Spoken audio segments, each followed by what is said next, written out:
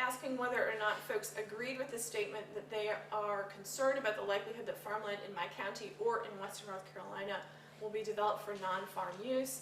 What you can see is that on a 7-point Likert scale, a good number, almost 2/3 of people, indicated a 7. Now, if you add the 5s, the 6s, and the 7s together, you get up near 90% of residents indicating agreement with the statement that they're concerned about the likelihood that farmland will be developed for non-farm use.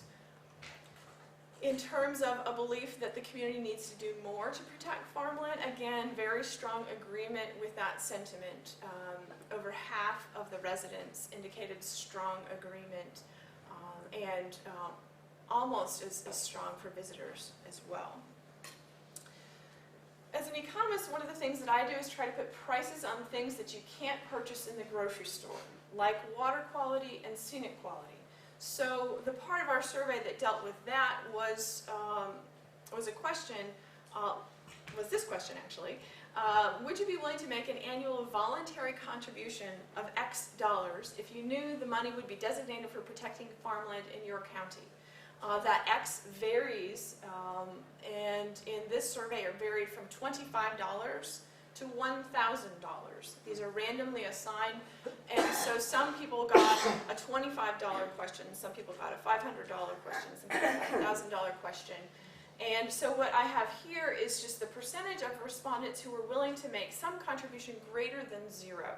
If, for example, you got the $1,000 question and you said, no, I would not be willing to pay $1,000 a year, we had a write-in question that folks could fill in an amount that they would be willing to pay. And so these numbers here indicate all those folks that either said yes to the question or wrote in an amount greater than 0. And what we see here is that over half the residents indicate some willingness to pay to protect farmland. For visitors, 2/3. On average then, once these are analyzed via kind of standard econometric techniques, the average annual voluntary contribution for farm protection for all resident respondents was about $185 a year. For visitors, a little bit more, $195. We also asked folks who they would prefer to have manage the funds if this were to be done.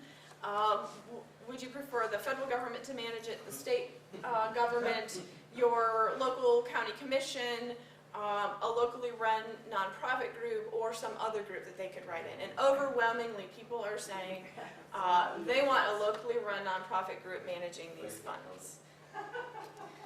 We also asked folks if they would be willing to pay more for their food. They knew that the increase in price of their food went directly to protect farmland in this area.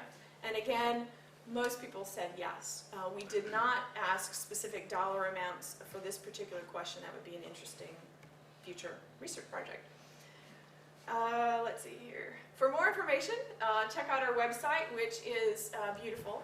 We have lots of data there, including a breakdown of every single survey question that we asked, not only for the whole sample, but by residents, by visitors, by county of residents.